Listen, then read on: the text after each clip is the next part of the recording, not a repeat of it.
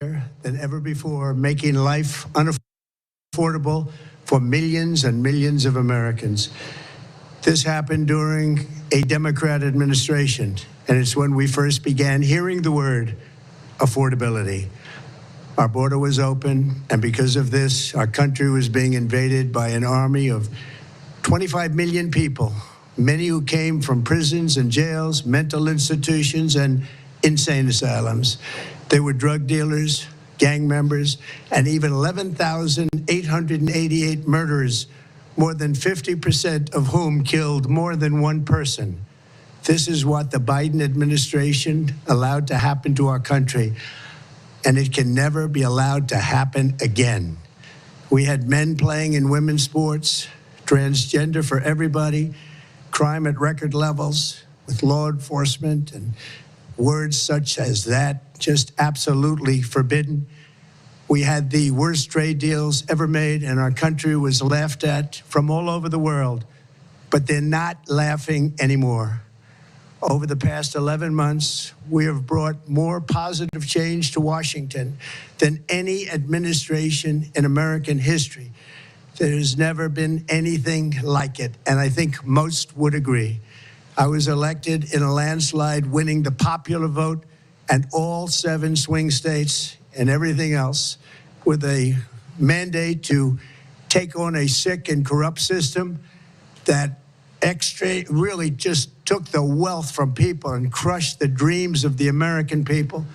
For the last 4 years, the United States was ruled by politicians who fought only for insiders, illegal aliens, career criminals, corporate lobbyists, prisoners, terrorists, and above all, foreign nations, which took advantage of us at levels never seen before. They flooded your cities and towns with illegal aliens. They decimated your hard-earned savings. They indoctrinated your children with hate for America. They just released a level of violent felons that we had never seen to prey on innocent. They caused war, they caused mayhem, they caused a horrible situation all over the globe. But now you have a president who fights for the law-abiding, hardworking people of our country, the ones who make this nation run, who make this nation work. And after just 1 year, we have achieved more than anyone could have imagined. Starting on day one, I took immediate action to stop the invasion of our southern border. For the past 7 months, 0 illegal aliens have been allowed into our country, a feat which everyone said was absolutely impossible. Do you remember when Joe Biden said that he needed Congress to pass legislation to help close the border? He was always blaming Congress and everyone else. As it turned out, we didn't need legislation. We just needed a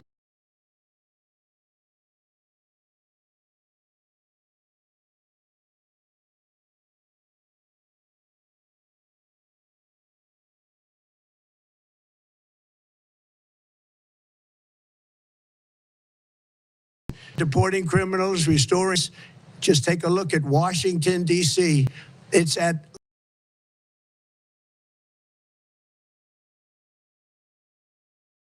bloodthirsty foreign drug cartels. We did that all by ourselves with our people, and we're so proud of it because they were poisoning and destroying our population.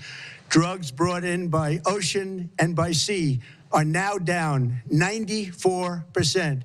We have broken the grip of sinister woke radicals in our schools, and control over those schools is back now in the hands of our great and loving states, where is it not working? Education belongs. After rebuilding the United States military in my first term, and with the addition we are adding right now, we have the most powerful military anywhere in the world, and it's not even close. I've restored American strength, settled 8 wars in 10 months, destroyed the Iran nuclear threat, and ended the war in Gaza, bringing for the first time in 3,000 years peace to the Middle East, and secured the release of the hostages, both living and dead. Here at home, we're bringing our economy back from the brink of ruin. The last administration and their allies in Congress looted our treasury for trillions of dollars, driving up prices and everything at levels never seen before. I am bringing those high prices down and bringing them down very fast.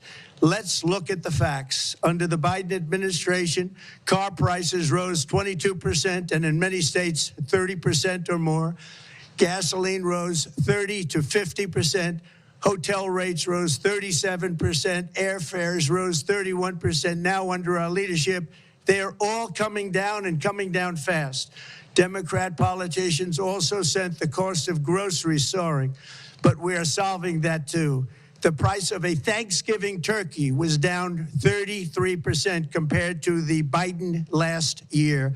The price of eggs is down 82% since March, and everything else is falling rapidly. And it's not done yet, but boy, are we making progress. Nobody can believe what's going on. Here are just some of the efforts that we have underway. You will see in your wallets and bank accounts in the new year. After years of record-setting falling incomes, our policies are boosting take-home pay at a historic pace. Under Biden, real wages plummeted by $3,000. Under Trump, the typical factory worker has seen a wage increase of $1,300. For construction workers, it's $1,800. For miners, we're bringing back clean, beautiful coal. It's $3,300. And for the first time in years, wages are rising much faster than inflation. Remember that. The wages, just look at it. Wages are going up much faster than inflation. How big is that? Very importantly, there are more people working today than at any time in American history, and 100% of all jobs created since I took office have been in the private sector. Think of that. 100% of all jobs have been in the private sector rather than government, which is the only way to make a country powerful and great. This historic trend will continue. Already, I've secured a record-breaking $18 trillion of investment into the United States, which means jobs, wage increases, growth, factory openings, and far greater national security. Much of this success has been accomplished by tariffs. My favorite word, tariffs, which for many decades have been used successfully by other countries against us, but not anymore. Companies know that if they build in America, there are no tariffs, and that's why they're coming home to the USA in record numbers. They're building factories and plants at levels we haven't seen, AI, automobiles. We're doing what nobody thought was even possible, not even remotely possible. There has never, frankly, been anything like it. 1 year ago, our country was dead. We were absolutely dead. Our country was ready to fail, totally failed. Now, we're the hottest country anywhere in the world, and that's said by every single leader that I've spoken to over the last 5 months. Next year, you will also see the results of the largest tax cuts in American history that were really accomplished through our great, big, beautiful bill, perhaps the most sweeping legislation ever passed in Congress. We wrapped 12 different bills up into one beautiful bill. That includes no tax on tips, no tax on overtime, and no tax on Social Security for our great seniors. Under these cuts, many families will be saving between $11,000 and $20,000 a year, and next spring is projected to be the largest tax refund season of all time. Because of tariffs, along with the just passed One Big Beautiful Bill, tonight I am also proud to announce that more than 1,450,000, think of this, 1,450,000 military service members will receive a special, we call Warrior Dividend before Christmas, a Warrior Dividend. In honor of our nation's founding in 1776, we are sending every soldier $1,776. Think of that. And the checks are already on the way. Nobody understood that one until about 30 minutes ago. We made a lot more money than anybody thought because of tariffs, and the bill helped us along. Nobody deserves it more than our military, and I say congratulations to everybody. And by the way, we now have record enlistment in our military, and last year we had among the worst recruitment numbers in our military's history. What a difference a year makes. In addition, I'm doing what no politician of either party has ever done, standing up to the special interest to dramatically reduce the price of prescription drugs. I negotiated directly with the drug companies and foreign nations, which were taking advantage of our country for many decades, to slash prices on drugs and pharmaceuticals by as much as 400, 500, and even 600%. In other words, your drug costs will be plummeting downward, and I used the threat of tariffs to get foreign countries who would never have done it to pay the cost of this giant dollar reduction. They stopped ripping us off, and it began as of 4 days ago. There has never been anything like this in the history of our country. Drugs have only gone up, but now they'll be going down by numbers never conceived possible. It's called most favored nation, and no president has ever had the courage or ability to get this done until now. The first of these unprecedented price reductions will be available starting in January through a new website, TrumpRx.gov. And these big price cuts will greatly reduce the cost of health care. I'm also taking on the gigantic health insurance companies that have gotten rich on billions of dollars of money that should go directly to the people. The money should go to the people. That's you. So they can buy their own health insurance, which will give far better benefits at much lower costs. It will be far better health insurance. The current Unaffordable Care Act was created to make insurance companies rich. It was bad health care at much too high a cost.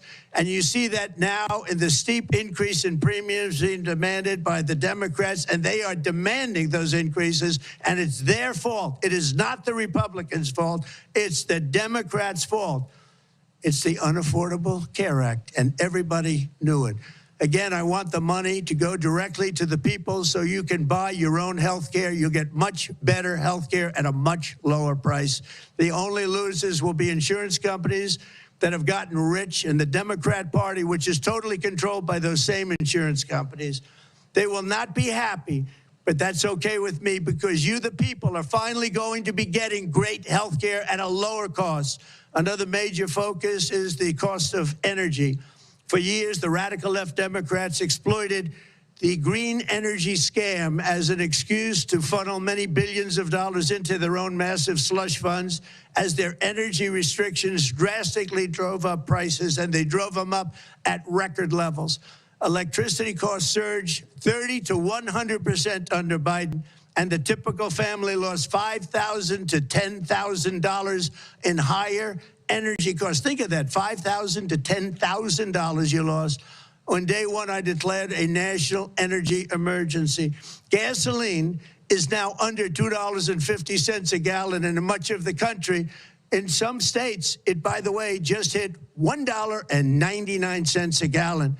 And within the next 12 months, we will have opened 1,600 new electrical generating plants, a record, and it's a record that won't be beaten by practically, I would say, by anybody, or certainly not very soon. Prices on electricity and everything else will fall dramatically. The Democrat inflation disaster, again, the worst in the history of our country, also robbed millions of Americans of home ownership and indeed the American dream. The yearly cost of a typical new mortgage increased by $15,000 under Democrat rule. In 11 months, we've already gotten that annual cost down by $3,000, and it's coming down a lot lower. Wait till you see. The numbers are going to be shocking. And I'll soon announce our next chairman of the Federal Reserve, someone who believes in lower interest rates by a lot, and mortgage payments will be coming down even further. Early the new year, and you will see this, in the new year, I will announce some of the most aggressive housing reform plans in American history. A major factor in driving up housing costs was the colossal border invasion.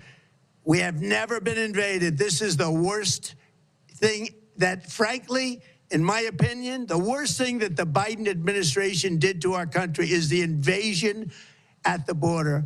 The last administration and their allies in Congress brought in millions and millions of migrants and gave them taxpayer-funded housing while your rent and housing costs skyrocketed. Over 60% of growth in the rental market came from foreign migrants. At the same time, illegal aliens stole American jobs and flooded emergency rooms, getting free health care and education paid for by you, the American taxpayer. They also increased the cost of law enforcement by numbers so high that they are not even to be mentioned. For the first time in 50 years, we are now seeing reverse migration as migrants go back home, leaving more housing and more jobs for Americans. In the year before my election, all net creation of jobs was going to foreign migrants. Since I took office, 100% of all net job creation has gone to American-born citizens, 100%. In the end, government either serves the productive, patriotic, hardworking American citizen, or it serves those who break the laws, cheat the system, and seek power and profit at the expense of our nation. Look at Minnesota, where Somalians have taken over the economics of the state and have stolen billions and billions of dollars from Minnesota and indeed from the United States of America. And we're going to put an end to it. For so long as before my election, the vast majority of good and decent Americans were forced to watch as corrupt politicians plundered the halls of power, exploited our taxpayers, and pillaged every system that makes civilized society function. But not anymore, and you see that every day, not anymore. We're putting America first, and we are making America great again. Very simple. We are making America great again. Tonight, after 11 months, our border is secure. Inflation is stopped. Wages are up. Prices are down. Our nation is strong. America is respected, and our country is back, stronger than ever before. We're poised for an economic boom, the likes of which the world has never seen. Soon we will host the World Cup and the Olympics, both of which I got. But most importantly, we will celebrate the 250th anniversary of the Declaration of Independence. There could be no more fitting tribute to this epic milestone than to complete the comeback of America that began just 1 year ago. When the world looks at us next year, let them see a nation that is loyal to its citizens, faithful to its workers, confident to its identity, certain to its destiny, and the envy of the entire globe. We are respected again like we have never been respected before. To each and every one of you, have a Merry Christmas and a Happy New Year. God bless you all. Are you kidding me?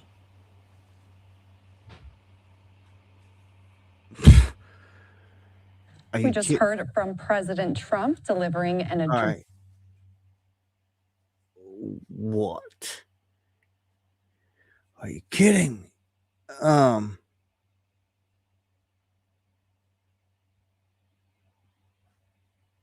That was like, let me get another mic check here. And welcome to the show. Get things kicked off here. Of course, he chimed in and we started off with him, but good evening. Much love to everybody out there. Thank you for joining the show. I want to thank anyone out there that shares the stream and supports the stream. All appreciate it to the fullest. Dabu7@yahoo.com is the email. If you need to get anything to me, you can also at me in the chat. Make sure to follow me on X. Make sure to check if you're subscribed. Do me a favor and take time out and do that, because so many people keep saying that they get unsubscribed or they don't get notifications. Make sure your bell notifications are checked and all that good stuff. And even if you do all that, still not guaranteed you're going to get it. Thank you for the feedback, everybody. Look, I was suspecting that this was going to be an announcement on something like, something worth doing a national address over. He just came over and did this little speech, and it's like a little pat on his back. Is blame Biden for anything bad to happen still, and then take credit for all this stuff. Pat on the back. I thought for sure we were going to hear something about Venezuela in the war, because there's F-16s that have taken off here tonight, and it's like in motion. Like something is about to pop off with Venezuela. And it might have been a recording, live recording. It felt like it, didn't it? It felt like it, even at the end, the way he looked, it kind of looked like, yeah, I'm done. Like, yeah, it really felt something's off about that. Merry Christmas. He pointed out a couple events that are going to happen. The big soccer event, which I warned you about. Look, I'm looking for things that are going to get attacked and targeted, and try to figure it out before it happens. You know what I'm saying? Save some lives, get some heads up, or at least say, hey, look, we've seen it. At least do everything you can to try to stop something bad from happening. You got to be vigilant going out anywhere right now, to any Christmas parades, any gatherings, having lights, big crowds of people, and being in any susceptible position.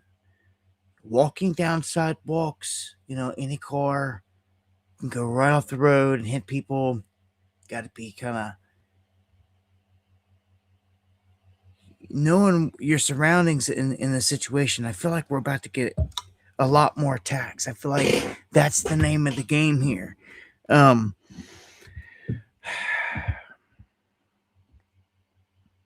don't know. That was really just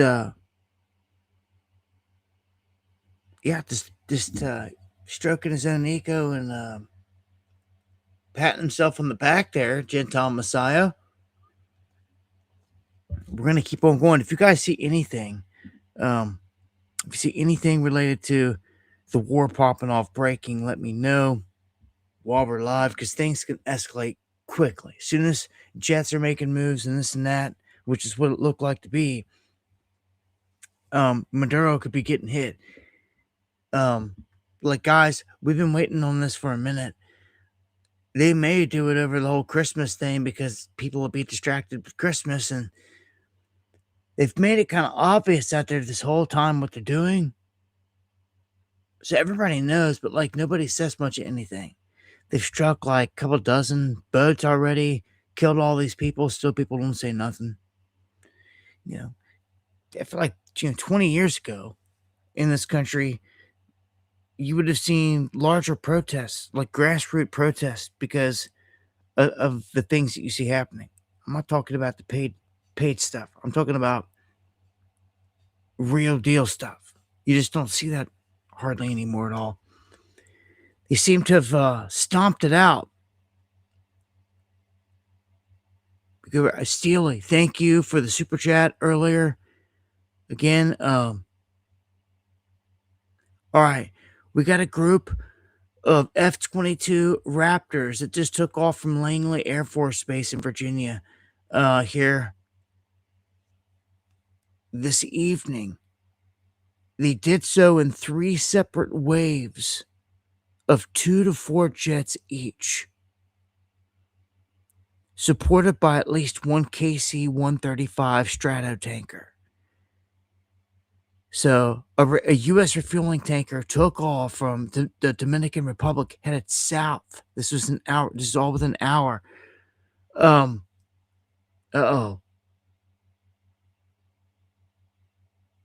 Okay, hold on. I got to make sure that okay.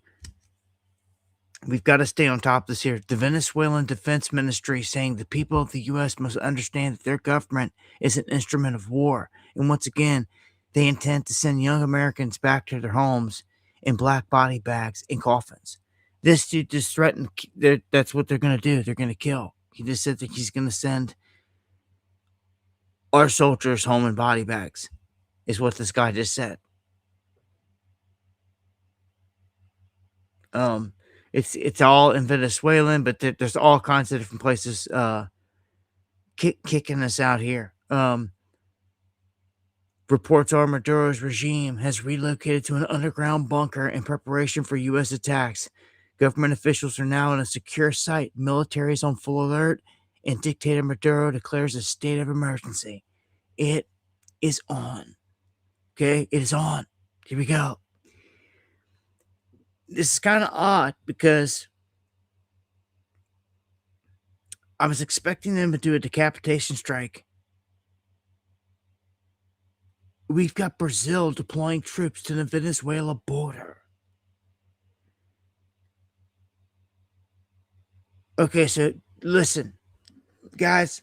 Look, I tried to warn people that this is going to happen at some point. Like, we're entering a war. This hemisphere, our home front, is entering a war right now. Like, it's like official, like right now. Even if he didn't say it, he should have. All the headlines, all the other things are showing that, like, we've got major military movement happening right now. Like, the only thing we don't have coming in yet is, like, they're striking. He no, I mean, I don't know how people feel also about he just announced that, oh, we made all this money, more money than ever. Well, yeah, you made all this money. This is garbage. This more universal basic income type crap. They're going to cut checks. This time to the troops, 1776. They think they're cute. I'm sure, yeah, when everyone's hurting, everything is appreciated. But you see where this is going. They're just they're cutting checks to the farmers, to the troops, to the people. They're cutting checks everywhere, man. This is like the baby steps right before UBI, Universal Basic Income. All it takes is one big disaster, one big event here, and they'll start doing it. And to get it, you're going to have to download their digital wallet. And that's it. It's over. It's over. See how easy that is? We can see it from a mile away. Just it hasn't happened yet. I'll keep you guys posted here if I see any other updates on the war stuff. I'm going to move through other stories here. Stocks extending losses at the White House, or as the White House threatens retaliation against the EU. So we got all these different things that can affect the market. And the EU has come out acting like they're our enemy. And they're showing that, like, the US and the EU are going to kind of break apart. And Gina, thank you so much for the super chat. This is very interesting because if we leave NATO, like, everything kind of changes. And they're already talking all the smack like they don't like us, which is interesting. Then they went after Elon, and they forced Elon. They were like, look, we're going to hit you with a $140 million fine if you don't bow down. Surprisingly, as I just seen yesterday, Elon bowed down. He signed over into their whole EU censorship thing. He bowed down. He caved. And their new update on X now says that from here on out, you're liable. You, the person. This sets a dangerous precedent, meaning the EU will try to drag American citizens into a tribunal type of situation, a global court system, because this platform, well, you agree to it. If you're going to use it, you agree to all this stuff. And if you break the rules and laws on it, they're not going to go after X anymore. They're coming after you.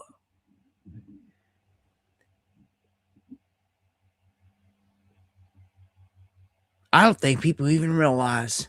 You watch here in the short term, you watch there's going to get people are going to get taken down. Big stuff. They're going to set some examples. So, look, they threw out 140 mil threat on him and he caved. It ticks me off.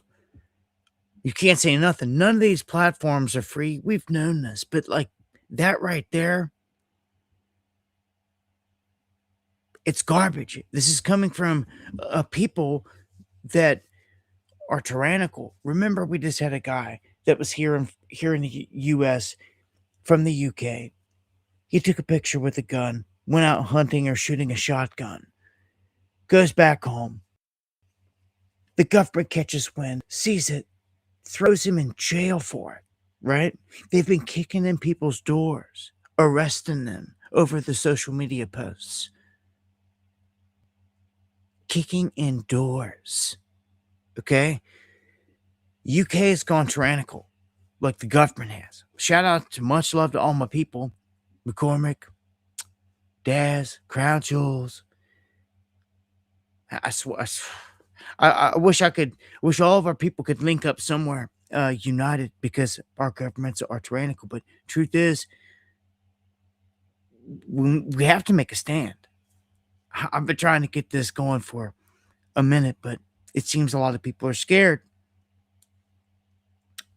or whatnot. There's always some kind of excuse, it seems. But yeah, the government's done a good job of setting hunting pots over the years. But you can't let that scare you away. Like, we're not here to, first off, at ground level, when you're organizing with people, the whole thing is to just get the ants to realize their power and get them to organize. There's no talk of we're taking anyone out, or there's no, chance of death. We're not coming with pitchforks. That's not how you do it. You're just giving them an excuse to attack you. Okay? Your numbers speak volumes alone. And you can do it peacefully. And you're also not giving anybody an excuse not to want to come out and attend, because, again, there is no violence being taught or spoke here. It's just getting people together for positive change. And you have to get numbers going here. You have to get something going. You have to have some rallies. You have to have something here.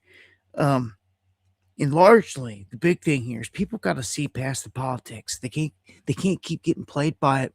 Although, there's a lot of bad things that happen, obviously, from both sides of the aisle. But it can get extreme with whatever way that they want to spin it all the time. The news controlled by them. The news controls the stocks, as you can see here. To get back to this EU thing, they put a digital tax on us. Dude, this is getting crazy.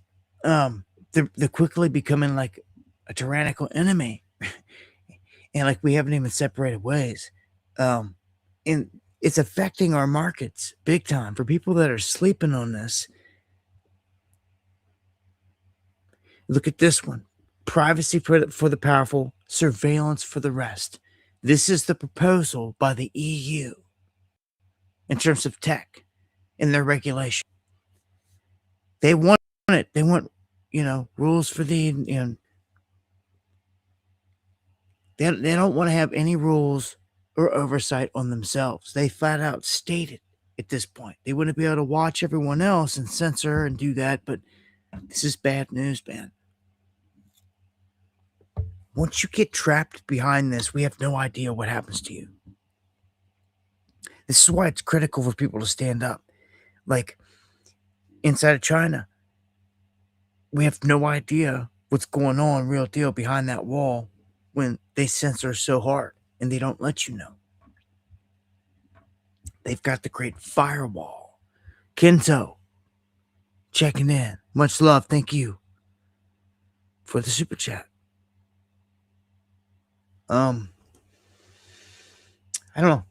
it's to start the night off with everything there and there. Let me get to some space updates here. I know I've said this before because we said it like weeks before anybody else was even onto it. And that's that there was a planetary defense drill launched involving 3i Atlas. Now they're saying it's the largest ever in history. Really? So they've gone to acting like they don't care about this thing. It's now this. Now I want to point out some new anomalies, and these anomalies are there's anomalies, and then there's straight up suspicious stuff where they're lying. Okay. And they're bad at lying, but they're caught, they're busted. First off, their whole live stream was garbage. It showed really where everything sits. They showed some really crappy images, and the amateurs are putting out better images than the pros. That's when you should know something's up. I mean, if you have any intelligence, I would think that you would say, hey, hold on a second. Why are they giving us fuzzballs? We got all this detail coming from Rays and all these other people out there.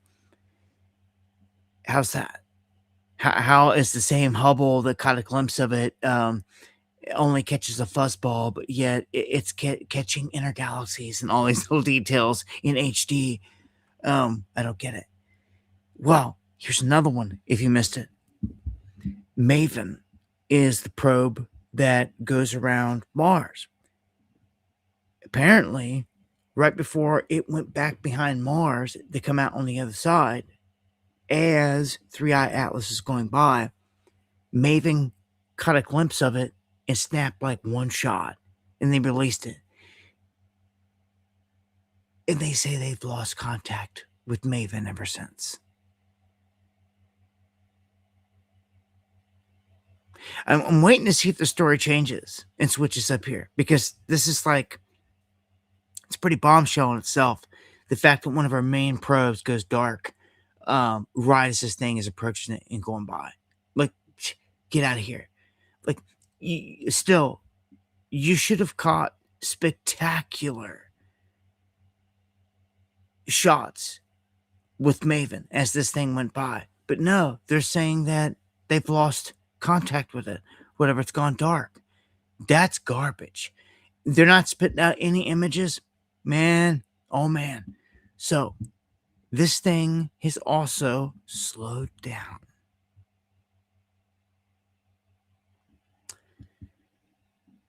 Which was just laid out there here in the past 48 hours.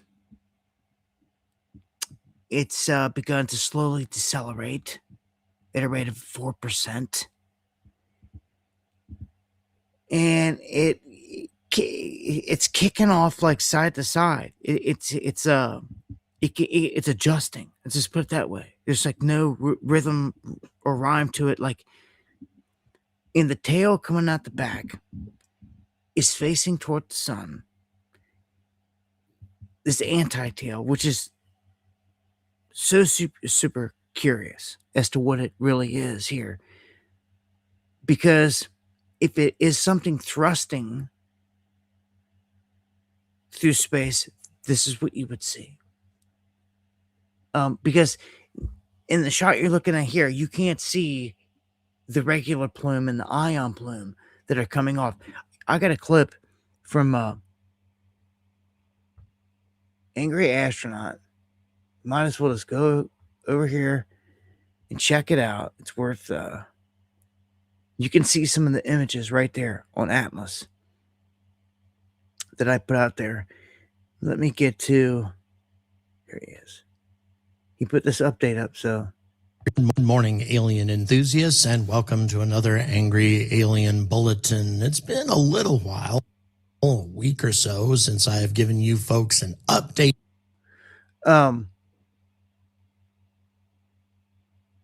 Afraid if I hit this, it's gonna collapse it down. Yeah, it's probably going to. object, something that is very difficult to explain if it's not being caused by some sort of artificial means. For a substantial amount of time now, we, of course, have been watching the so-called anti-tail, or the anti-solar jets that have been emitted from this strange object, things that have been... See, this is the angry astronomer, man. And like, these guys do not accept this as being a comet at all. Like, none of them. No one does. I'm trying to fast forward here. There's an image I'm trying to find. Not that. All right. Here's one right here on the screen. This shows you that it has an anti-tail pointing toward the sun. Now, what's special about this is it's not normal. And you can see here behind it, there is a tail kicked off, because any object that's going through here is going to have, by definition, but a normal object, anything, dust, any particles getting kicked off by the solar wind coming from the sun, which is to the left, to it, are going to push it to the right. Then you have an ionized tail. There's always an ionized tail. That's why you see two tails with comets when they go around, because it's the nature of how it works out there. But you don't see the anti-tail like they're seeing. And this is what he's talking about again. We have close approach to this thing within the next 48 hours. Best shots ever should be this week. Yeah. So just saying, anything happens here. Friday seems to be a big day. You got all this talk that Japan, all this Bitcoin's going to crash and all this other stuff, like on the 19th, all aligned with this day. So yeah, Friday's going to be an interesting one for sure. All right, let's get into some recalls real quick.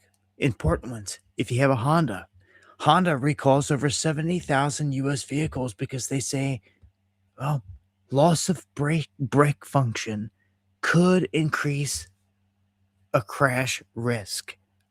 Are you kidding me? Loss of brake function is definitely going to cause someone to crash. Not good. Not good. Not good, man. If I get it in the shop, get this thing fixed quick. With the brakes, man, because yeah, just think about it. Gotta hit the brakes, they don't work. And we got frozen food company issuing 50 recalls for products contaminated with deadly bacteria. So this is a distributor based out of New Jersey. Sweeping recall over salmonella contamination. And this is stuff that's been sent out nationwide from Chetak New York LLC, marketed under the Indian cuisine brand Deep. The list includes frozen vegetables, prepared dishes, fruits, and flavoring base. So apparently there's been something ongoing since summer, since July 16th with this, and it's ongoing still. 420 people have died. Like, wow. So yeah, if you're getting frozen foods out there from like India, like other places, man, you better be doing your research. You see these videos. I mean, you had to have seen some of these videos where how they treat food in some of these other countries. It's disgusting as it all get. Rats running over top of it. Everything's just thrown on the ground. Yeah, you better think twice. Better do some research. People be shocked if they actually flipped over the ingredients and read the label and seen where some of the stuff they're consuming comes from. Yeah. Just one. More jobs gonna get axed. Ford laying off 1,600. Kentucky has an EV battery plant and they're changing things up. They're They're saying they're not sticking with this EV stuff. They're pivoting to a different strategy. They're going to energy storage systems that companies are going to need, and it has a higher return opportunity, and they're breaking away from the EV stuff. It just shows the EV stuff is dead in the water. In terms of the big plan to push it, in California, Newsom and them, they're continuing down the path of there's 7 states, if not more by right now, that are planning to outlaw and phase out gas-powered vehicles within the next 7 years. That is crazy. Like, you're not even going to, like, in a decade, you're not even going to have an option for gas-powered vehicle in some of these states. That's bad. You should always have an option. But let me show you what your government wants you to actually be doing. Trump man said, "Oh, we just made so much money. We're going to be sending out checks to the military. But we want you in a tiny car." Tiny homes, it was. Now tiny cars. All by design. Trump's pushing it, ramming it down MAGA's throat. They're not saying a word about it, just taking it. Yeah, I can see some of these bigger guys, sure, that are like 6'3", 6'4", 6'5", 6'6", 250, 300 pounds, having no choice but to try to get into one of these. You would, there's no way. You would like custom have to take out the front seat and just like they'd be sitting in the back seat. Like, straight up. Like, there's no way. These things are so compact and small that, like, this is bad. So this is where the Trump administration wants America. They want you in tiny homes, want you in tiny cars. Yeah, a lot of winning, huh?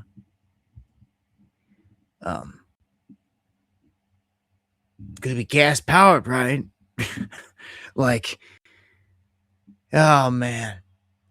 So they try to say that all these other cars, brand new car, if you want one, it's like $50,000.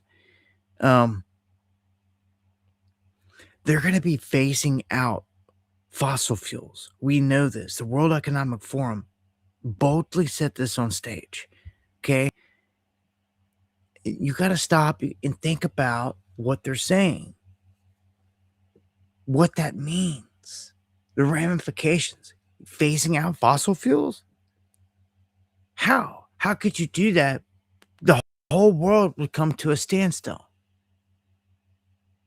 You would have to have something new. And for them to even say it, to even do all this, they have to have it.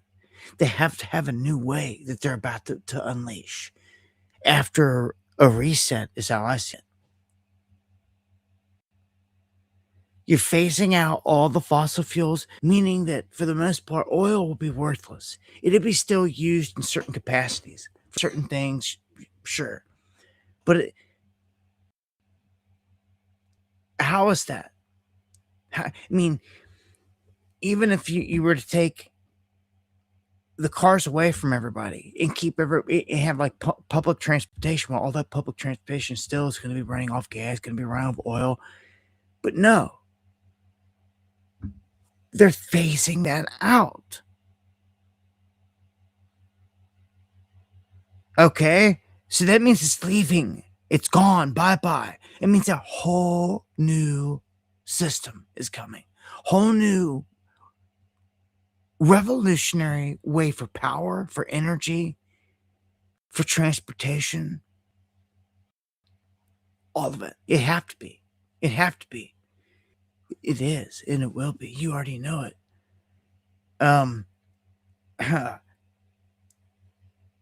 My problem with all this, before you go getting excited, is that it's probably going to be on the other side of a big event here, and it's probably all going to be a part of the beast system. Maybe not initially, but in the end, for sure.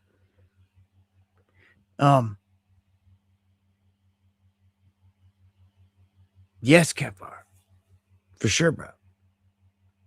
I'm just saying this isn't a good look here. They want us in these tiny cars, tiny homes, and in the meantime, Wall Street's got a $4 quadrillion rollout here of tokenized U.S. treasuries. And to some people, this is going to be like gibberish. But let me just say this. The United States is going into crypto for one reason. Because they're looking to digitize the U.S. dollar, okay, and to erase a ton of their debt in the process. Just to flat out make it simple for you without having to break down all the technical terms. This is what they're trying to do. What's crazy is Russia just came out and called it for what it was and said the same thing because they see it for what it is. They said the United States is going to go into this whole thing and they're going to reevaluate everything and they're going to try to kill their debt with it. The average person's not seeing this, but that's why they're doing it. They're not doing all this for nothing, I tell you. The whole switch over to digital is upon us, and they're going to be crafty here with MAGA. The MAGA that was saying we don't want a CBDC, and Trump signed an executive order, and they turned around and they gave him Trump coin. He gave him blockchain. Tell you, digital wallet at your bank, just download it. Money's there. Holding your money hostage in the bank is probably the easiest thing that they could do to get everybody to convert. Easiest. And it don't have to be too dramatic. Just hold everybody's bank account hostage until they download the digital wallet. You can put the fix out there after a day or two. Let everybody panic over it a little bit, whatever. Put the fix out there. Everybody's going to flood to it. They're going to download it. And that's it. If you want access to your money, everybody still froze. It stays froze, but the fix is download the wallet and you can spend your money. That easy. That easy. And eventually, after a week, 2 weeks, all the holdouts are going to be like, I got to get my money. And they're going to have no choice. You're going to have no choice. You see how easy this is for them? Why would they not do it? How could I sit here and think this up? Master plan. And it'd be this good for them. And them not do this. It's like the option that's been on the table. And with the Mar-a-Lago Accord, when you read into it and you look what's going to be pushed in 2026, it's obvious what this all is. Rather obvious. All right, let me see where we're at here. Check in. We're at the top of the hour. Give a shout out to everybody out there checking in. Much love.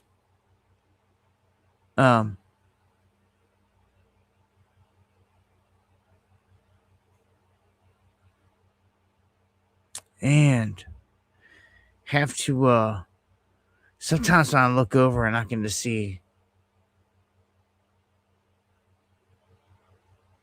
someone talking crap, I just drop the hammer. Join the Amish community. Yeah, they'll teach you a lot. The Amish know a ton. And all in all, they're good people. They look out for communities. Look what they did for Asheville. If it wasn't for Asheville, they'd still be hurting. Amish came down there and continued to work for months and months, and helped all those people when the government wouldn't. Right? FEMA just went down there, was looking around, staring. Yeah, man. And PTS Demon, thank you for that and the comment. Hey, yeah. Hey, much love again. Thank you for the super chat. All right, we're going to go switch it up to some of this political stuff. This is what I think you're going to see more of too. Political divide. This is the lady working at a store, and she has somebody run up on her and start cussing her for wearing a Freedom shirt, Charlie Kirk. Now, look, we talk about the rigged aspect and all this all the time, but like you don't see me running up on someone like, "Are you stupid? You effing fool?" Charlie Kirk, freedom shirt. Like, no, like some people out there just they become unglued when they see this stuff. It's like a trigger. It really is, and to see them treat other innocent people that really are harmless, like this woman was harmless. And she gets rolled up on by this lady, as you're about to see, and hit with this barrage of F bombs and degraded and all this because she's wearing a freedom shirt, which is ridiculous.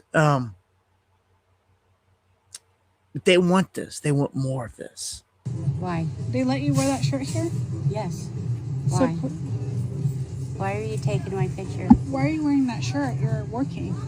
It's not It's a a Target red shirt. shirt. I can wear any red shirt. It's not a plain shirt. It doesn't have to be It's a Charlie Kirk shirt. Yes. Oh, yes, I know. Are you fucking stupid? No. Why the fuck would you wear that? You're at work at Target. That's not a Target shirt. It's not a plain red shirt. We You don't. support a racist. It's not racist. You support a racist. He's not a racist. Yes, he is. No, he's not. Yes, he fucking I'm is. sorry, but I'm not going to stand here and argue with you. You're not. You should go over get it. your manager. You should not be allowed to wear that at work. Unacceptable. Unfucking acceptable. That's your opinion. No, the opinion is he's a fucking racist and you support him. That's your opinion, ma'am. Have And a you nice shouldn't. day. You should not be allowed to wear that. Have This a is nice- going to be taken above your fucking head. That's insane. Have a Insane. nice day. In fucking insane. That lady is wrong. And like, how can you sit there and say that Charlie Kirk is racist when he had Candace Owens right next to him freaking all the time? Huh?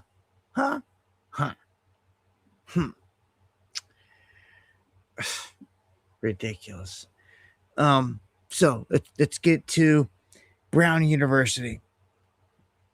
Got a lot of updates stuff here to cover here in stories. Police now looking for a second person in connection with the Brown University shooting. This is crazy. So they take a person in. They tell everybody they got the suspect, but then they don't. The verbiage changes that it was a person of interest, not the suspect, and that they let the person go. That meant that the real person was out there on the loose. Now, a second person is apparently involved in on the loose that you can see here on the screen. Trying to say this individual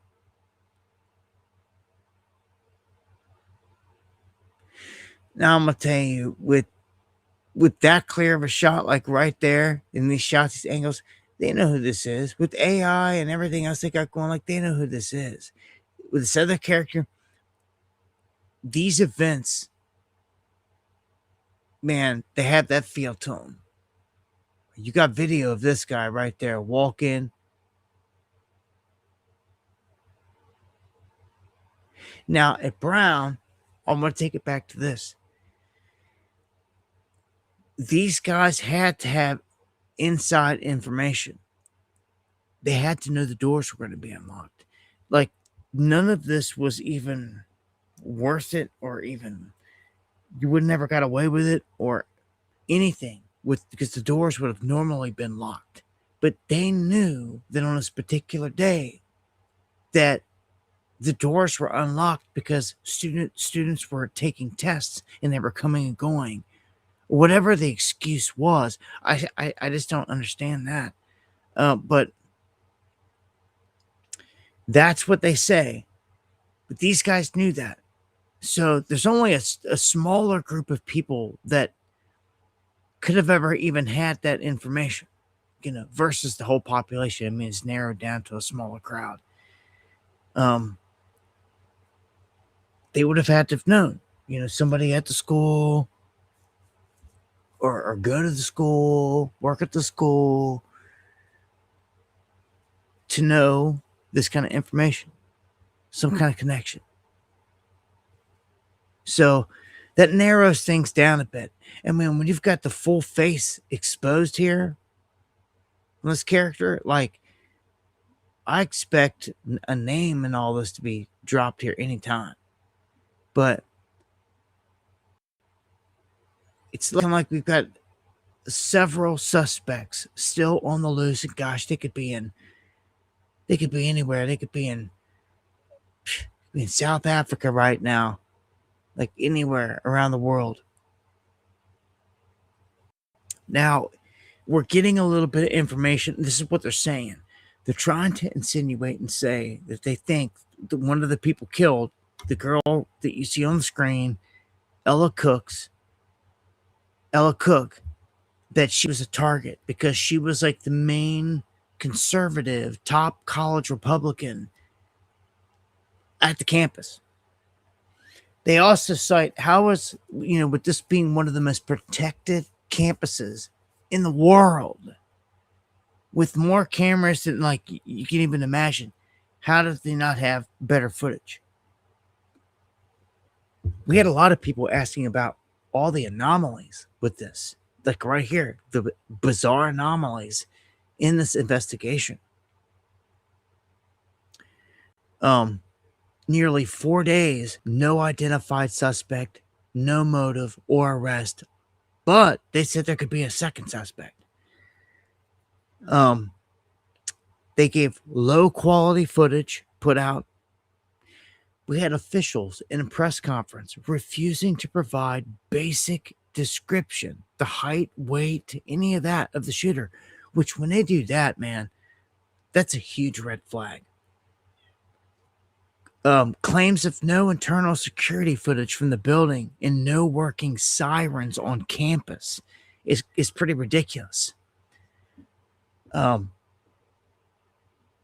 Providence leadership is criticized as being clueless, as officials admitting that they're tired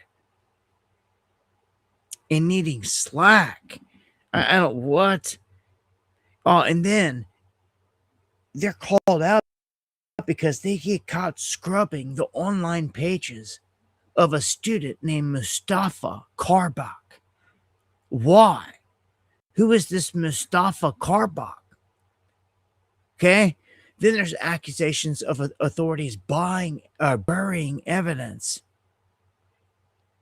And then when the Rhode Island AG was asked about this, he absolutely snapped and went off on some stupid stuff, like deflected.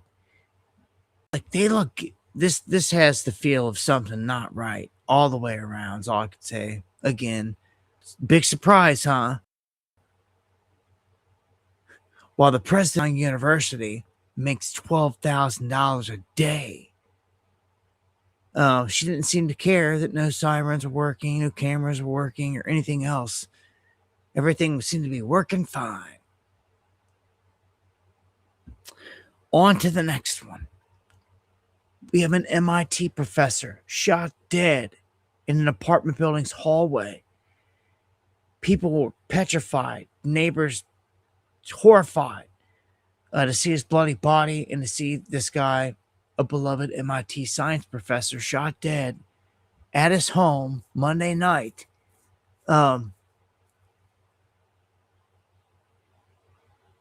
This Nuno F.G. Larrero,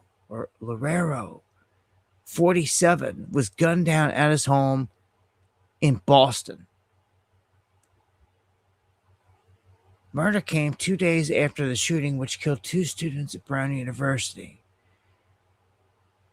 They said earlier in another headline, they were insinuating that this could have some kind of connection to Iran and blaming Iran. That's where I seen them spinning it and trying to go with it earlier. So, any chance they got or can get, yeah, That's what I seen earlier. This guy shot and killed for whatever reason.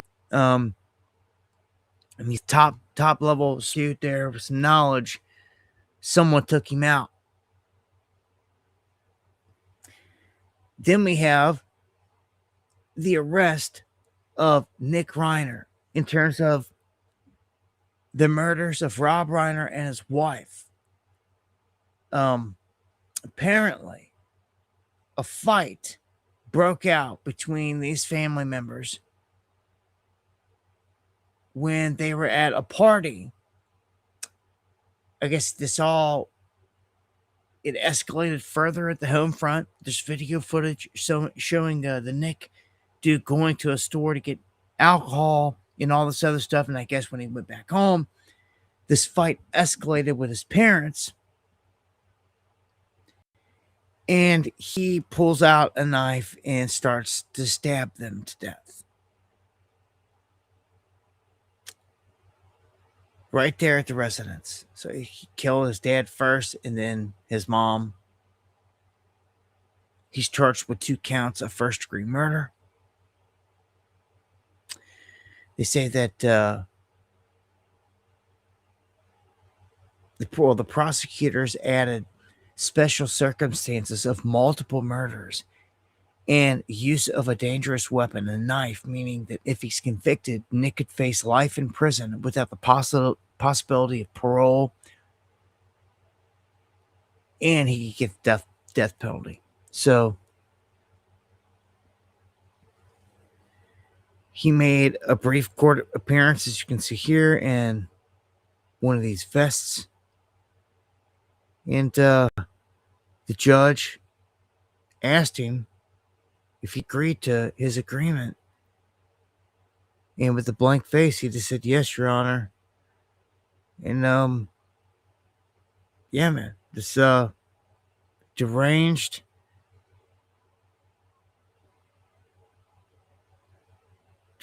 dude, man. Still don't know what the fight was over.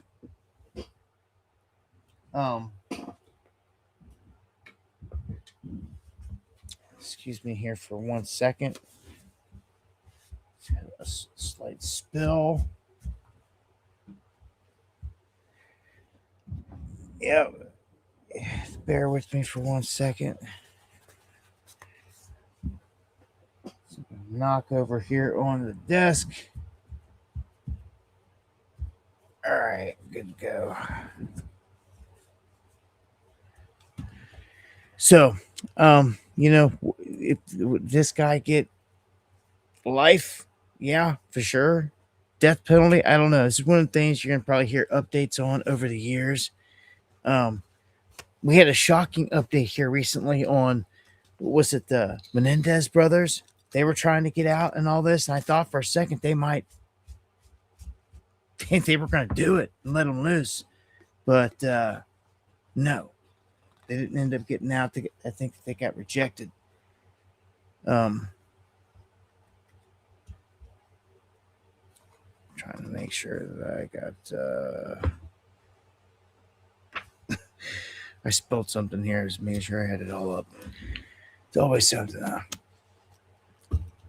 So we've got another one here to add to this. Now imagine this. Imagine with all the crazy stuff that always goes down around here, that of all people that was supposed to go and be meeting these people, the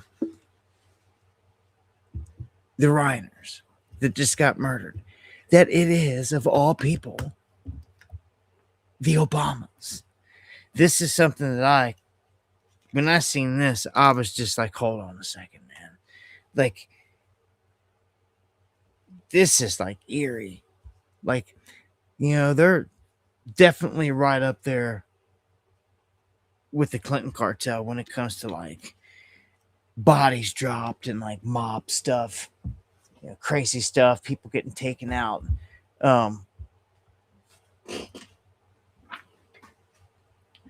I don't know, man. She made this comment. Michelle did. She made this comment and was like, she was on Jimmy Kimmel of all things. She's like, oh yeah, we were supposed to be there. Like we were heading there. We were going to go there. It's like, oh yeah, like you were supposed to be there, like when he was getting murdered. Like, I don't know. None of that sits well with me coming from them. None of it. Like, are you kidding me? Like, is there more to this? Is that what you're hinting at? Is there more to this or something? Like, the odds that the Obamas were supposed to be going there, just, I mean, how do you feel? I mean, I don't trust them. I don't trust none of it. But yeah, you hear them. The Obamas are going somewhere. You might want to turn around and just run for the hills. And like, I don't get it. Like, I've got more questions. Like, you've got Secret Service detail and all this other stuff. Like, what stopped you from going? Did your Secret Service come and say, oh yeah, you guys can't go? They just got murdered. Like, we miss all those details, but yeah, nonchalantly said, yeah, we're supposed to be going over there, and yeah, dead. Yeah. On to Ghislaine Maxwell asking the court to throw out her sex trafficking conviction. And this apparently is just days before a new Epstein drop.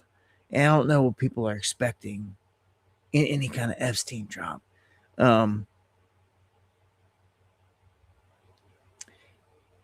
They keep dropping the same old regurgitated stuff, and there really isn't anything super new at all.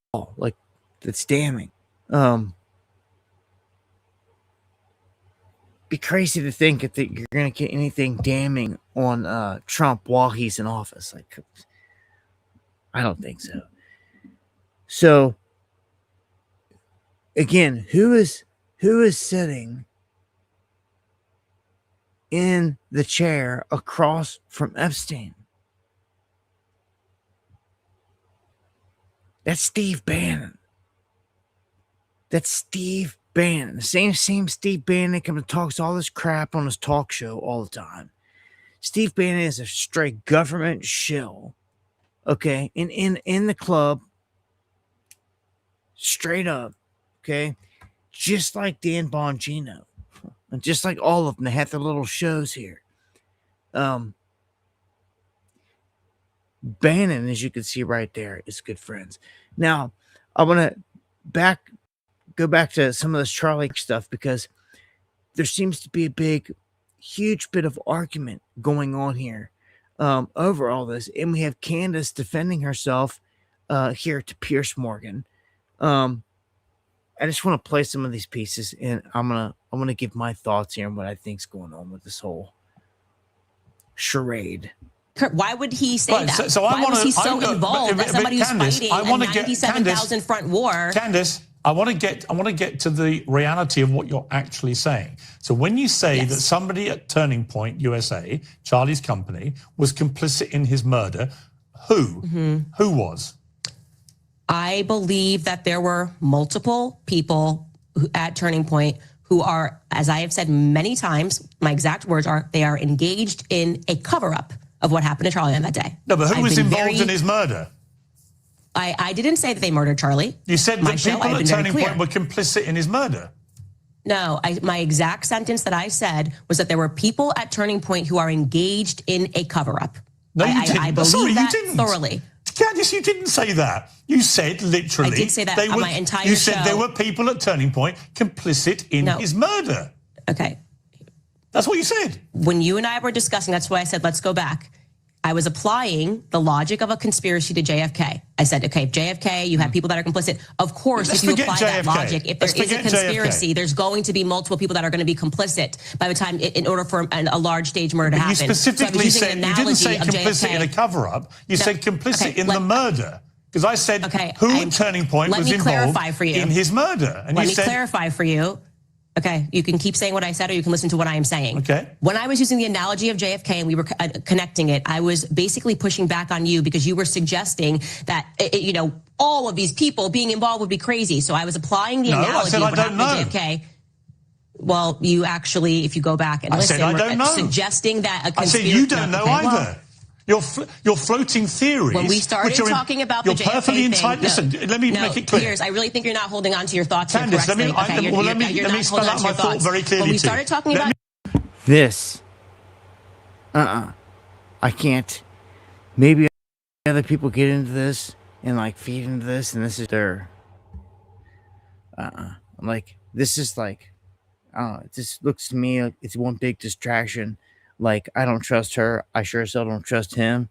I don't trust none of it.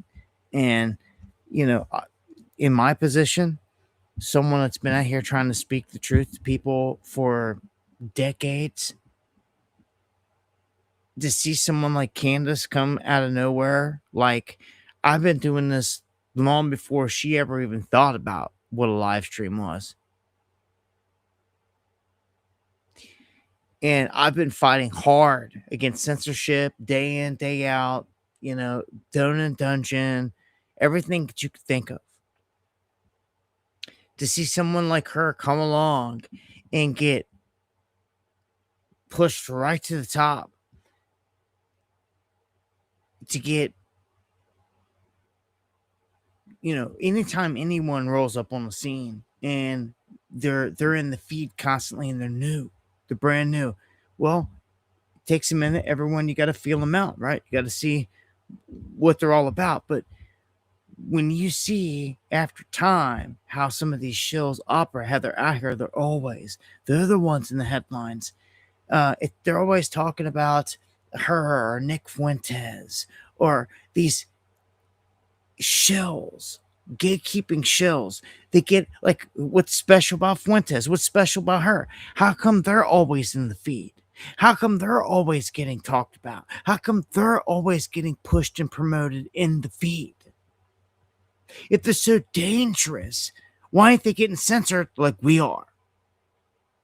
And coming from someone like me that fights the fight, okay, and knows how hard it is to go against the grain like this, to see someone that's getting free flowing right to the top, getting put in front of millions.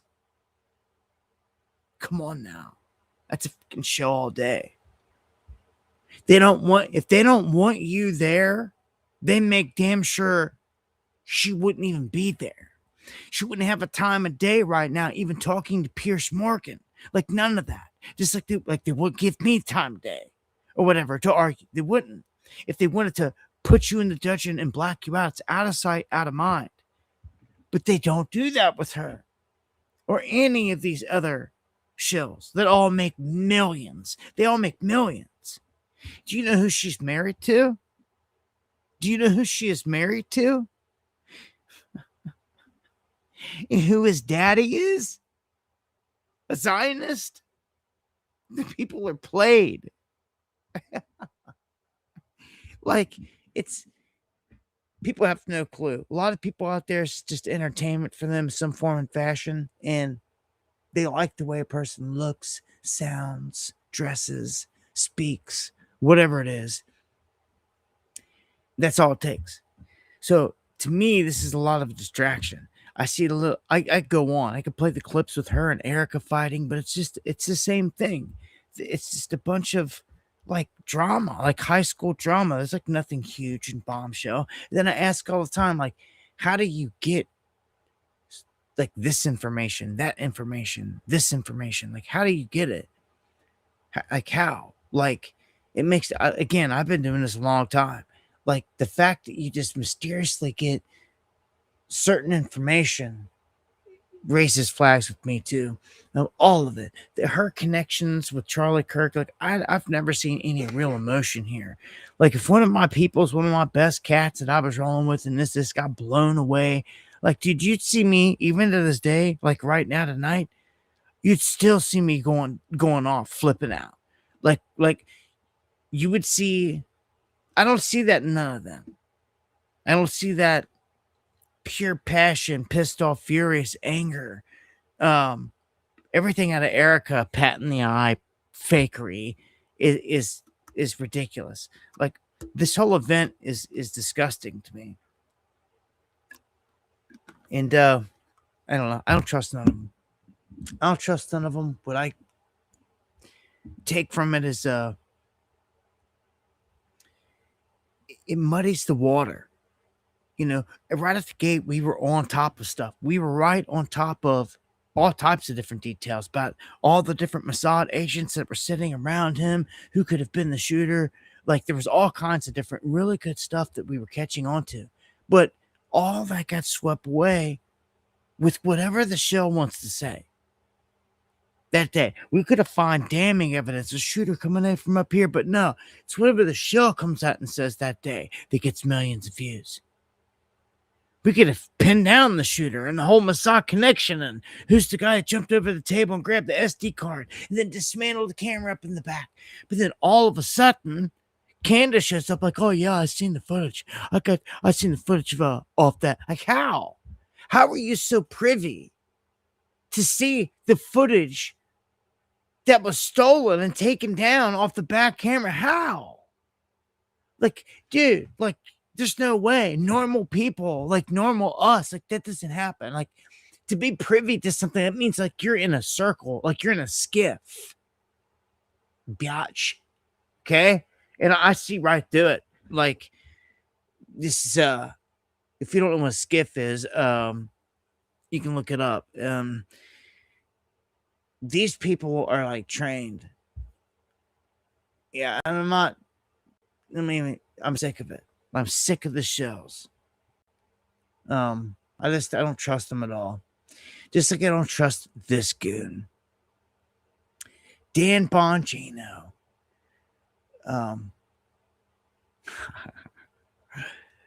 I love it. Love it. Couldn't hang. Couldn't hang. Excuse my language. Bongino. Gonna go back to his live streaming, huh? Go back big shilling, huh? Bongino says that the stresses of being the FBI head or whatever is taking a toll on his marriage, and because of it, he's leaving the job. So, I personally think that it was the collective heat brought on by the people onto him. I'm surprised that this wasn't Patel, but it seems that Bongino's the one that comes more unglued and can't hold it together. It's from what I could observe. If I'm watching them too, and I have, obviously, every step of the way here, I'm watching their body language, the way that they react. I watched how he acted jumping from the podcasting seat into this head FBI role. And like you could just see it in his face in the very first time he was on film in the suit and everything, standing next to Patel, that they were like a fish out of water. Like, he was completely like caught off guard. His reaction time sucked. And then, of course, all the lies started to come out. And then, of course, it doesn't help that they were tasked with trying to cover up pedos. For pedos. The whole Epstein thing got thrown out there. And like,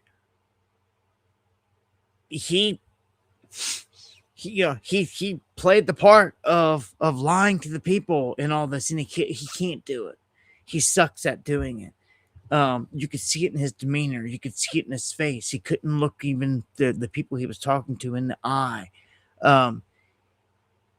Versus someone that's good at the job, is highly trained at it, will look him dead in the eye, lie straight to him, this and that. Like, his conscience, like he could feel all the people saying, F you, Bongino. It's a real thing. He could feel it.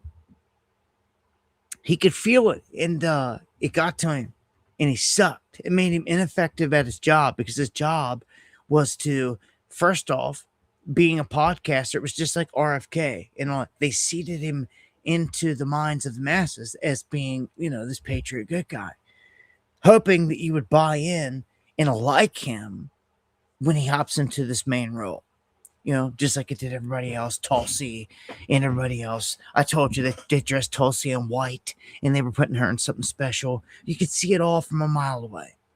So they were hoping he would work, hoping that his large enough base or whatever he was streaming to would gravitate toward following him right on over, to his Fed role. But like, it got really awkward really quick. And people were bailing left and right.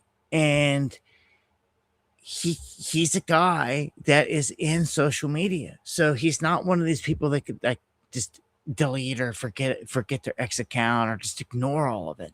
He lives in that world too. He's got one foot in it. He's going back to it.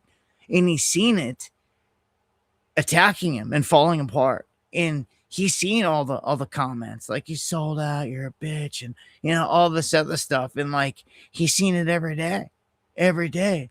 And like, he buckled. And that's weakness. In the eyes of the beast, the government, they're looking, that's weakness. He's weakening. We get him out of here. Let him go back to his talk shows, how they're seeing it. So what's going to be interesting is who fills the shoes. What character's going to replace him? Okay. All eyes on Cash now at this point because he's super ineffective too. He's trash. That's why I call him Trash Patel. Same man came out, looked everybody in the world with his beady little eyes and said, there is no Epstein list. It doesn't exist. I would tell you if it did. Like, just get out of here. We got a former Prince Andrew that's been stripped of his title from his royal family. And we all know he was on there. We all know Bill Clinton was on the flight logs. And you're going to sit here and say there was no list. We've got a guilty dude. We've got a ton of women that are on camera. You just bold-faced lied to the people. Trash Patel did. That's where it just all immediately went south. So I'm just, you want to protect pedos? Feel the wrath of it. Again, this is going to be a relief for Bongino, I'm sure, because after some time, he can go over and he can try to do damage control on the stream and all that. And like, at least he's out of that position. It was too much for him. Can handle the pressure. And again, some would say, what pressure? He had it made, top seat in the house. No. He is susceptible to the influence of social media, and he could not handle it. So, since he's packing back to Florida, I guess, from DC, and it'd be some other minion next. It always is. Trump right here. Oh, Dan did a great job. I think he wants to go back to his show. Yeah, I do. Yeah, Dan did a great job. Thinks he wants to go back to his show. Yeah, that's what he's doing. Going back to his show. It's not going to be the same old for him. Yeah, trash. Yep. The Trump administration demanding Tim Walz resigns because they found another fraud. Now, they're saying that he allowed millions in taxpayer money to be stolen by ghost students. Ghost students. So, wow. This runs deep. The fraud here. Remember, we were talking into the billions with the whole Somali thing, which was insane to begin with. But now millions, 90 million here, 30 million here, to dead people. This is, I don't know. It's almost like when Biden was in there, they were like having a free-for-all or something. Like, thought they were going to get away with this forever. How stupid can you be to think that, I don't know, billions, like, and all they want him to do is step down. Like, the My Pillow guy said he's running for office there. And here we got another whistleblower claiming that the Somali medical fraud scheme is happening in Maine as well. So that means it spread. It's not just in Minnesota. Now it's in Maine. And like, how many places is this going to affect? I thought that we were doing the right thing this whole time. And the more I started digging, the more I started finding.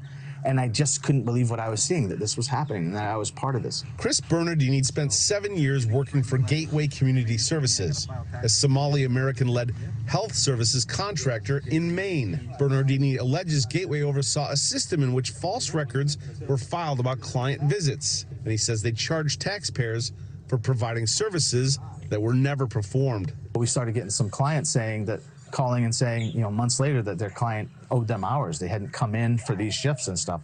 But I had a time card for it.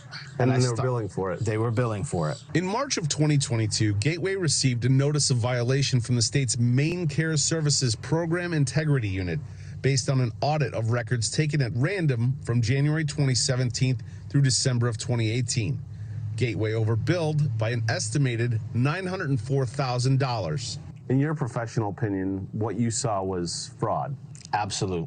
No doubt about it. No doubt about it. But Bernardini says when the pandemic hit, it got worse. I started seeing bonuses, $2,000 bonuses going to these staff that had only been with us for 2 weeks, never worked a shift with a client.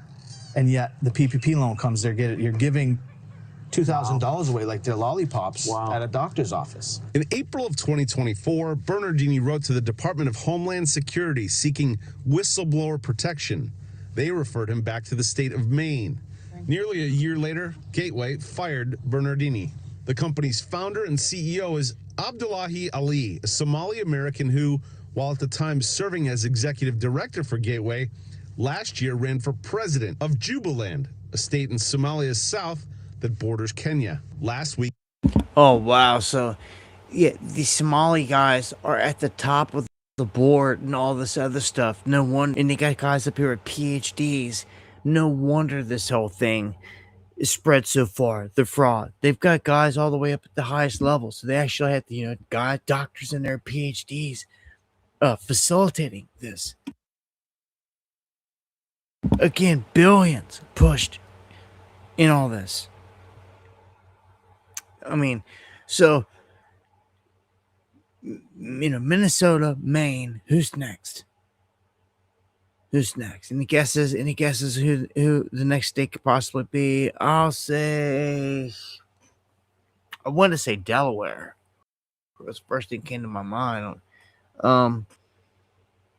Give me one more up there. What, Vermont? How many's in the scandal? Is that a blue state? Seems like these heavy blue states are connected into this. Yeah, Tampon Tim's got done some damage.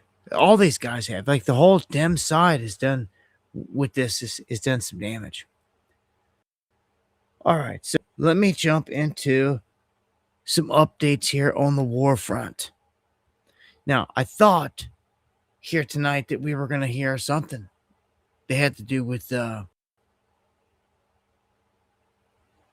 Venezuela. Even though things are breaking loose, Trump didn't make no announcement himself about Venezuela. I just checking the feed there to see if there's any other updates. That's something that's going to be fluid from here on out. You can wake up tomorrow morning and a ton of stuff dropped. I don't know. Interesting. Now we're in like a window here. Big Nothing Burger national address from Trump tonight was just odd to me. Really odd. And it did have the feel of being pre-recorded. So when we go to Ukraine, Zelensky, MERS, hailing a NATO-style U.S. security guarantee as real progress in the peace deal.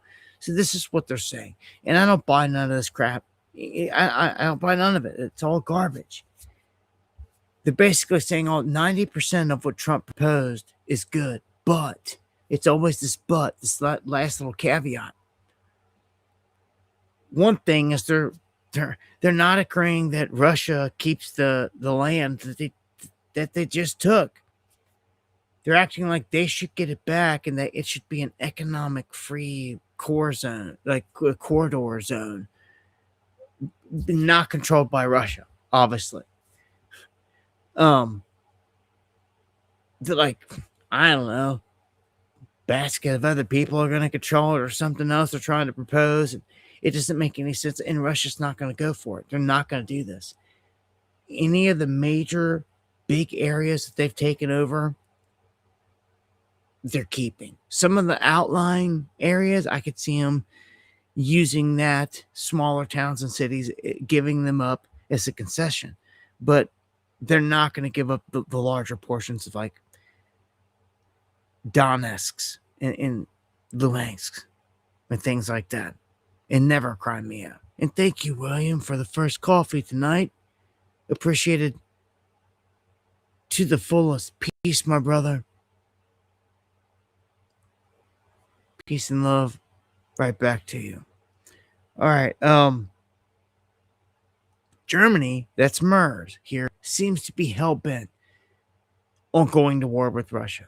He is saying Germany is willing to send their own young men to the front lines. And that's part of the deal that they want here. They want, because Russia's always said no to a NATO force inside of Ukraine. Like that, they'll never accept it. So MERS is basically saying, well, then troops come in by themselves and like give them the green light to be able to fight back. And like that's what he's willing to do. They're willing to send Germans. Now that all the Ukrainians been chewed up and spit out, they're running out of men. And they're already kidnapping men. It's ridiculous. So they had to come up with some kind of plan. And they're gonna sacrifice the German men now. MERS is ridiculous. Insane. They will, at this point, they will start kidnapping men in Germany to go into this war. You watch. It's going to get out of hand. In any other country like it, I don't know, maybe like the UK. The top British general warns that UK families must be ready to lose sons and daughters in a war against.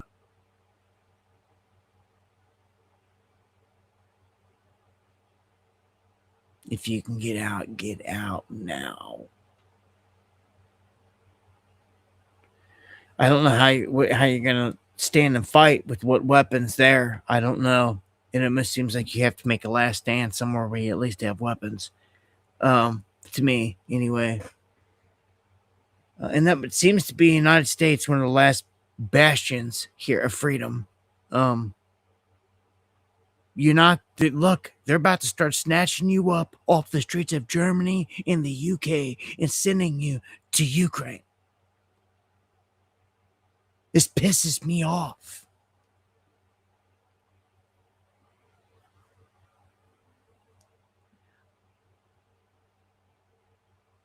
Does anybody even care? You know, I got cats that are in the chat, like they hear all the time, like my cats that are from the UK. We're going to start riding around in vans, start snatching them up. We're never going to see them again. Look, and they get desperate. In Ukraine, they're taking anybody from like 16 to like 55. Like, it don't matter. Anybody gets snatched up. They snatch up all my people. All the any grown men that could shoot a gun or a weapon. Yeah, when it comes down to it, man. And then, if you try to flee then, it's too late. They won't let you. Did you see what they've done in Ukraine? You have to literally try to escape your own country. They won't let you leave. Dude, you better see it before you, boys, gals, you better see the writing on the wall. The door's closing.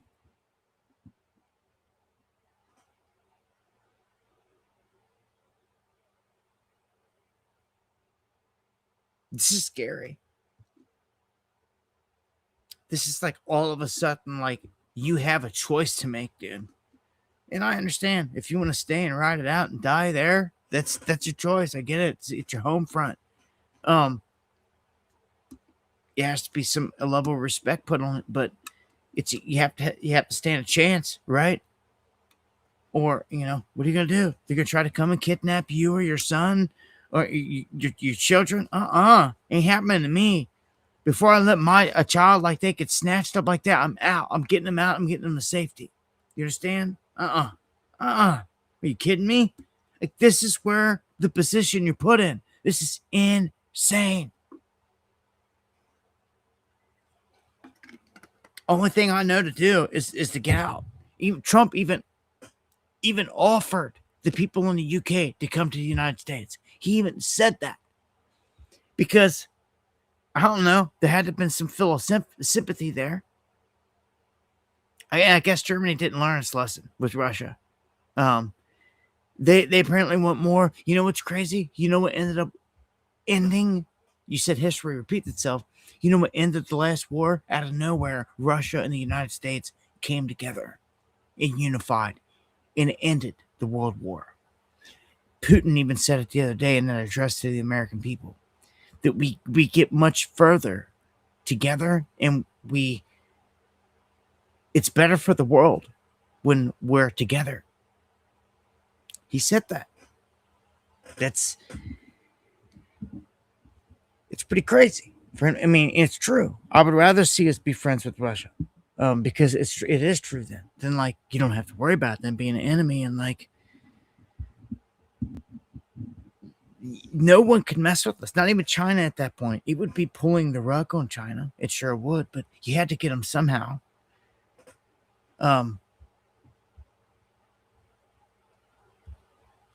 Because if the U.S. falls, China gets full control. Like, Russia has to ask themselves, okay, well, like, you're going to take a back seat now to China? You're the nuclear power. Like, you're just going to take the back seat now? Like, you're the ones that have been making all this military-grade equipment for all this time. You're just going to take a back seat now? I don't see it happening.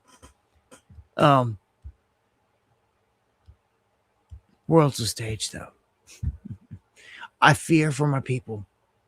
I ask the Most High to watch out for everyone that calls upon him, to provide a way out, especially if they're starting this. Start rounding up your people.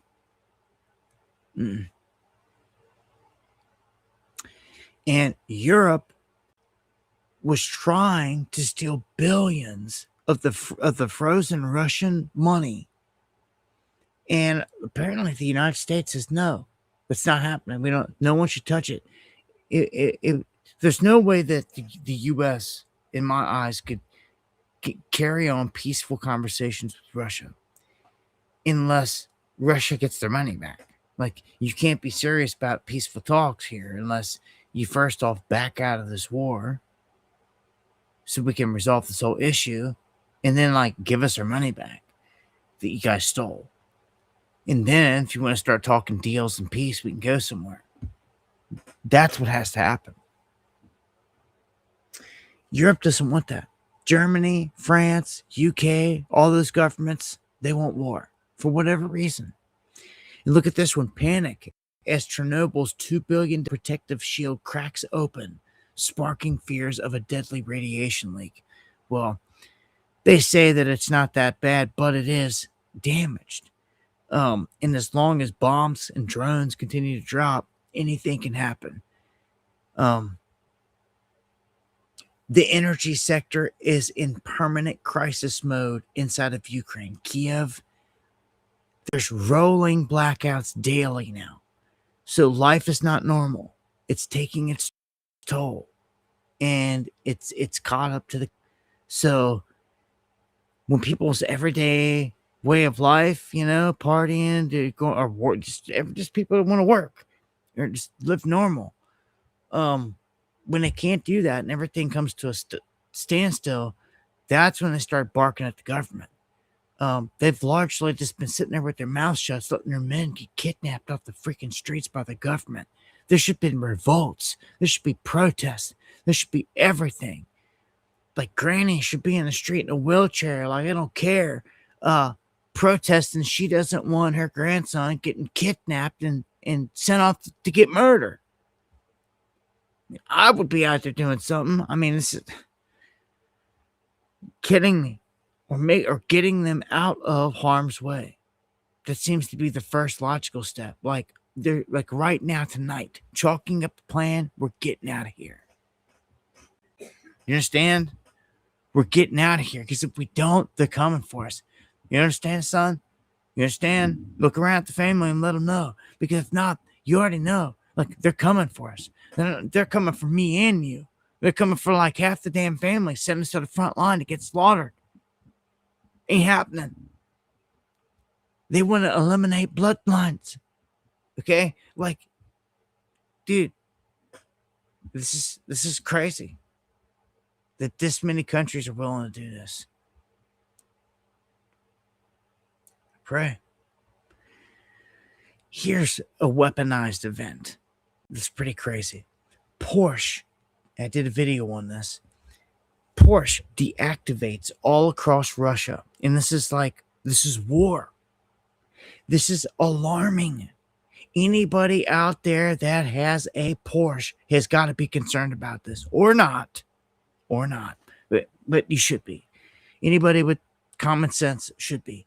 When you see here, especially if you've got a Porsche, that Porsche just shut down all the vehicles in Russia, all at the same time, dead in the tracks, shut them down, demobilized them. You should be concerned. Anybody driving any vehicle like 2013 and newer should be concerned. Porsches from 2013 newer are all affected. And what this is a VTS system in it, the vehicle tracking system. Okay? And Porsche tries to cover their tail here, but it's like too late, because everyone's like, no, like, you're busted targeting Russia, because like, why didn't it happen right across the border in Ukraine? Why didn't it happen in London? Why didn't it happen in New York? What happened in Africa? What happened anywhere else in the world except for inside the borders of Russia? Porsche tries to say it was an accident, in that there was some satellite disconnectivity that caused the system to think the car was getting stolen and shut it off. No one's buying it. So all these dealers inside of Russia, they're dropping videos like the short right here, where to the front museum, ready. He's going in and showing how they're disconnecting the VTS throughout the whole car. And there's like multiple places. He's got to go through the front, like behind the back seat, and like even in the very back. Like, there's like 3 different places he has to go in.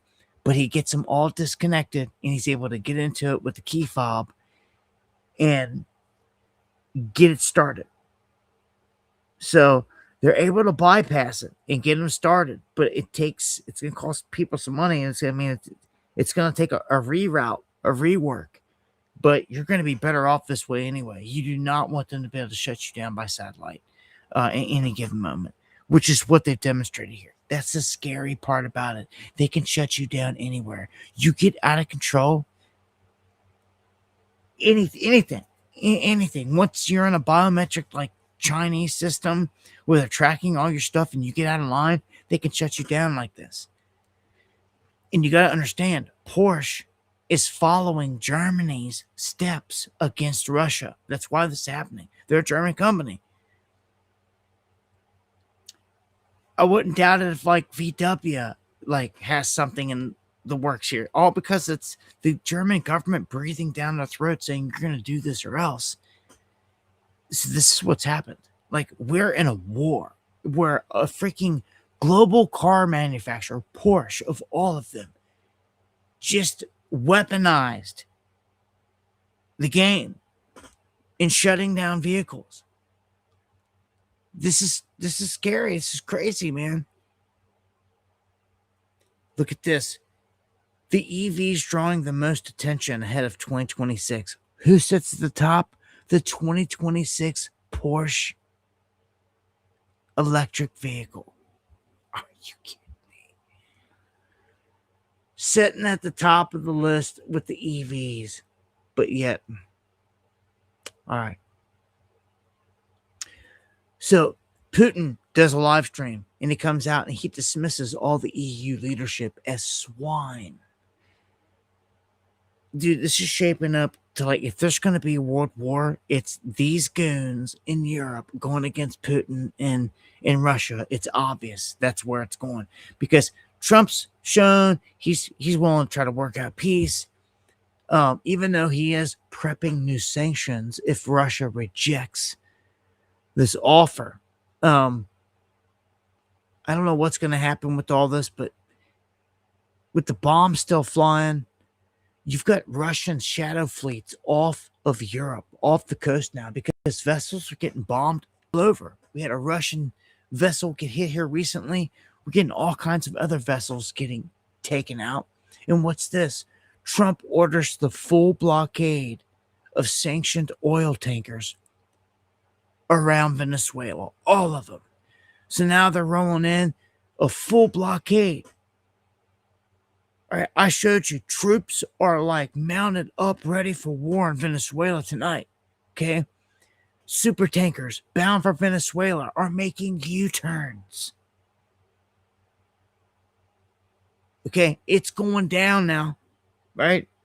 Still, bombs haven't really tried. There's no big exchange yet, but like it's going down. Like it's in motion. Troops are in full-blown motion, war motion. And the DOD is flirting with an aviation disaster if they don't watch it, because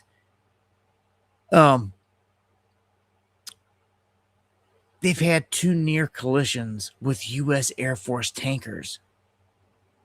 This regular aircraft about hitting U.S. military aircraft, like the fuel tankers. So accidents happen, but and the latest of all this, remember the other day, Trump came out and he labeled fentanyl a weapon of mass destruction. That move alone was game changing. I'm telling you, dude, they're going to start taking out people everywhere. When they get everyone used to seeing them smoking people in boats, and then they start doing it on land, and like they're just taking people out all over. And the common excuse is, oh, they had fentanyl. Oh, they had fentanyl. They had fentanyl. That's all that ever has to be said. Even in America, if it starts happening here, oh, they were terrorists. They're working the way into it. As soon as they start striking, people here are like, oh, they had fentanyl. Oh, they had fentanyl. And people sit there and do nothing, it's game over. That means they start striking, drone striking in the United States, and the docile, dumbass American people to sit there and do nothing. It's over then. Absolutely over. It is anyway, because no one's doing anything. Half of MAGA doesn't even want to admit they've been caught in a trap over there. Protecting pedos and all that.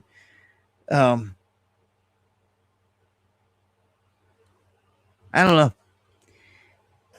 I'm expecting some big events within the next 6 months, like we've never seen before.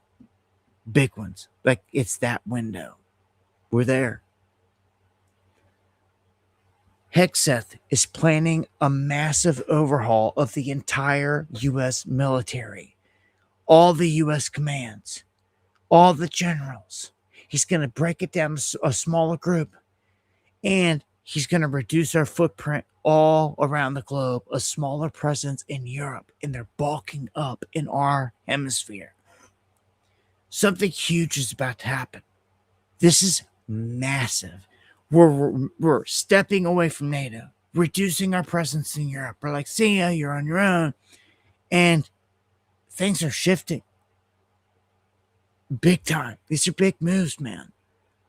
Big moves militarily to watch. So I can't stress it enough. In the days to come, all eyes on everything that has to do with Venezuela and with war. because we wake up tomorrow and like it's popping off, like expect, I'm gonna be dropping an updated video on whatever's happened. If they try to decapitate, strike Maduro, the first land strikes, the first interactions, warships start pounding the coast, or if our guys get engaged first, they could be baiting them in to let Venezuela shoot first. They could pull a boat right up off the coastline. At this point, with all of the troops marching around, why are they not going to shoot at it? They shoot at it and sink one. Oh, dude, they took the bait then. It's over. Do you see what's about to happen? How easy it is? Anyhow, that's on the war front. And I'm going to close tonight out right now, top of the hour, with this last little bit. Steven Spielberg dropping a trailer on a UFO thriller called Disclosure Day, revealing humanity's first contact with aliens. So I told you, it was all about disclosure. They were going to drop the breadcrumbs one little bit at a time, and we couldn't even get out of the year without Steven Spielberg coming out of nowhere, out of left field, with his own Disclosure Day. And it's all about grays. It's all about the aliens, the fallen. It's here. It's here.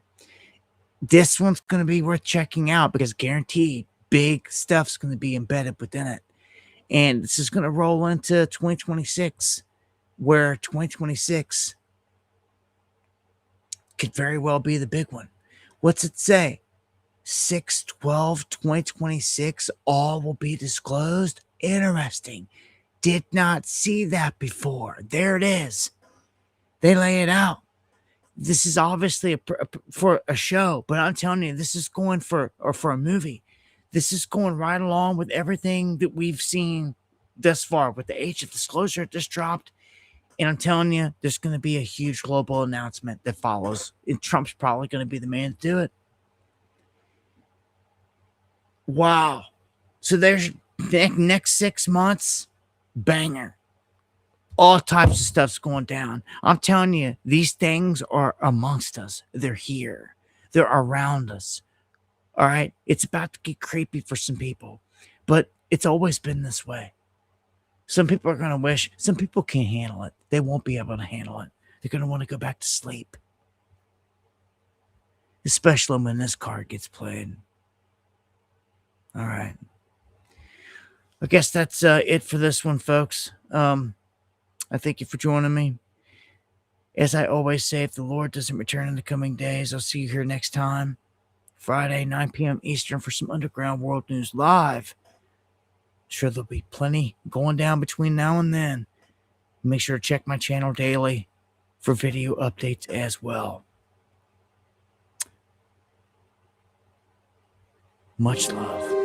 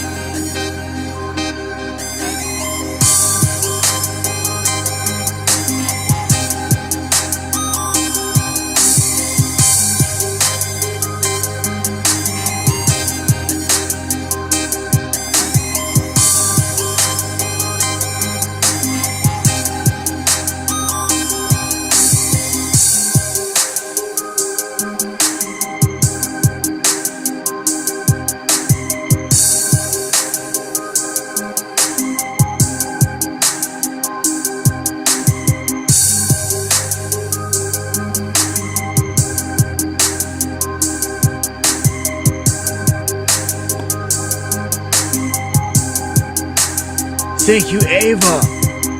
And thank you, Deanne, for the coffees. I can't thank you guys enough. And for everything, truly. You guys come through, no one else does, for sure. It means a lot. And Eon, absolutely legendary, you know it, man. Thank you, much love, God bless all